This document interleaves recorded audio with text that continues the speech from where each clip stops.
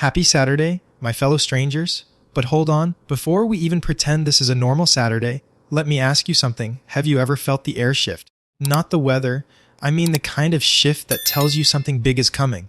Something that's been hiding in the shadows, just waiting for the right day to crawl out. Because that's exactly what's happening right now. Stranger Things Season 5 is no longer just coming soon, it's here, breathing, moving, watching. And today we're looking at the clues they tried to hide. I'm your host, Mrs. Strange, and today we are diving into the disturbing, mysterious, and honestly terrifying new images released for Stranger Things 5 that secretly reveal the timeline of Volume 1. But first, you're here, I'm here, and we're about to go deep, so do one thing. Just one subscribe, because we are about to talk about things that will make your jaw drop, your brain spin, and your heart whisper, this can't be real. Alright, now let's begin. You probably saw the trailer, but most people watched it wrong. While everyone was freaking out about the Vecna voiceover or Will's emotional breakdown, Netflix quietly released something far more valuable: images. Still images. Normal to the blind eye. But to us, they're a timeline. Because here's the secret most viewers don't know. Every promotional still from Netflix contains hidden metadata that tells us exactly which episode and exact minute the scene takes place. Think of it like the show leaving fingerprints. But fingerprints can prove everything. So I'll show you what they didn't want fans to figure out yet. THEFIRSTCOKNGREVL, the breakfast scene, the Wheelers and the Byers together, laughing, eating, smiling, like the world isn't about to collapse. This scene takes place 6 to 7 minutes into episode 1, right after the prologue. Now I want you to really think about that. Because Stranger Things has never started soft, never peaceful, never warm. Season 1 opened with fear. Season 2 opened with paranoia. Season 3 opened with the experiment. Season 4 opened with a massacre. So if they're giving us a cute family breakfast immediately after the opening, what on earth happens in that opening? It means the prologue is violent, traumatic, or devastating, and they need to calm the audience afterward, like a doctor comforting you after the damage is done. Then, right when things look normal, guess who becomes the first emotional punching bag of Season 5? Dustin. The metadata places Dustin being bullied at the 12-minute mark of Episode 1, just a few minutes after breakfast. And there's something so unsettling about that. Because bullying scenes in Stranger Things are never just bullying. They're warnings. Every season, Will being bullied, T taken. Max being bullied, Vecna's target. 11 being bullied, Pot, her power breaks loose. So Dustin being bully-eyed means Dustin is being set up for something. Something we aren't ready for. Tell me, do you feel that knot in your chest forming already? Good. Hold on to it. Next, jump forward to the 41-minute mark in Episode 1. Mike and Holly. A small moment, right? Sweet, quiet, innocent, except the location is not their house, not the living room, not the kitchen. It's a hallway. Somewhere unfamiliar.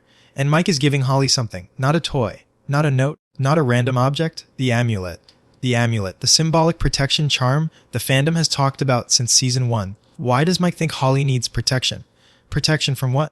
Then, near the 48-minute mark, we get something much heavier. Mike and 11 at the radio tower. Wind roaring. Night approaching. Faces serious. Not a romantic moment. Not a reunion. Not a goodbye. A decision.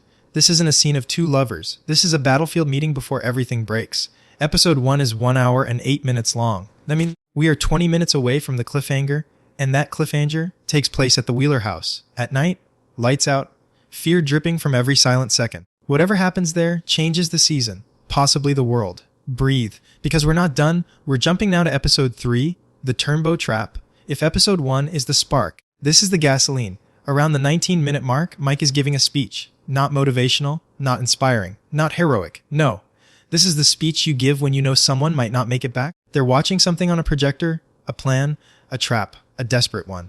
Because when the heroes build traps, it means the enemy is no longer hiding.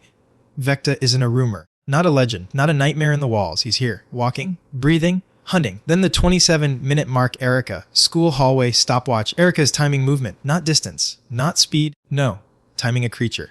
Something that only appears under very specific conditions. Do you feel the pattern yet? No one is safe. No one is prepared. Everyone is pretending to be strong. And pretending never saved anyone in Hawkins. And now, the darkest part. Episode 4, Sorcerer, Scene 79. 11 and Hopper interrogating a scientist. Late in the episode. Late in the day. Late in the cycle of hope. And what they're asking is not to win. It's to survive. At 1 hour 14 minutes, Joyce is staring. Not crying. Not screaming. Staring. Because she's seeing something a mother should never have to see. And at 1 hour 16 minutes, Vecna has his hand on Will's face. Not like an enemy. Like a claim. Like Will was always his. Like this was always the ending. Do you understand now? This is not a normal season. This isn't about monsters. This isn't about superpowers. This isn't about portals. This is possession. This is identity. This is ownership.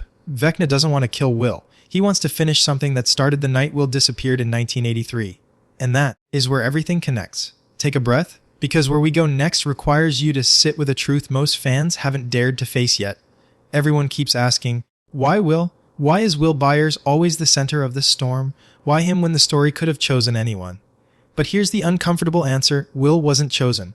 Will was taken. And once something has been taken by the Upside Down, it doesn't ever fully come back. Think back with me. Season 1 seeing Will disappears for one night, and the entire balance of Hawkins fractures. And no one questioned why the monster targeted him first. Season 2 Will becomes the host. The shadow monster didn't just invade him, it studied him, listened, learned how he feels, how he thinks. Season 3 and 4, he's quiet, withdrawn. Not because he's shy, but because something inside him is waiting. What if Vecna never left? What if the real infection was memory? Now let's return to those images, because they don't just tell us when things happen, they tell us why they happen the way they do. Let's break the sequence. 1. The calm before the storm, the breakfast scene, the bike ride, the school day. It's the last day Hawkins is normal, like the final exhale before the plunge. 2. The fracture begins. Dustin gets bullied. But look closer, he doesn't respond with jokes, with loud confidence, with the usual Dustin spark. He looks tired, like he knows the world is about to shift again. When Dustin loses hope, Hawkins is in trouble. 3. Mike tries to fix what he can't control. We see Mike handing Holly the amulet. A symbol of protection. He knows something is coming, but he also knows something worse. He can't stop it,